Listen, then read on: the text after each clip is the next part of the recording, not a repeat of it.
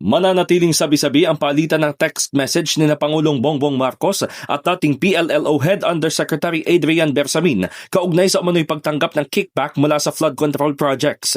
Ito ang pananaw ni House Committee on Public Accounts Chairman Terry Redon kung hindi mismong kay Bersamin manggagaling ang kumpirmasyon. Tugon ito ni Redon sa isiniwalat na text messages ng Makabayan Block kung saan isa sa mga source ay si Batangas Representative Leandro Ligarda Leviste. Ipinunto ni Redon na walang bigat at halaga ang paratang sa korte, impeachment proceedings o kahit sa mga investigasyon ng Kongreso.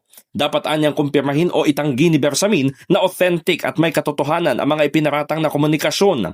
Paliwanag nito, hanggat hindi ginagawa ng dating opisyal, walang basehan ang mga akusasyon at hindi bibigyang pansin ng investigative bodies.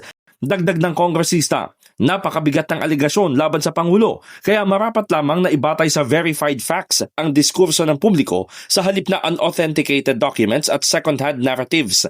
Mababatid na base sa umano'y palitan ng text message, nag-report si Bersamin kay Pangulong Marcos para ipaalam na naayos na ang 8 bilyong pisong kickback mula sa 52 billion pesos na halaga ng flood control projects.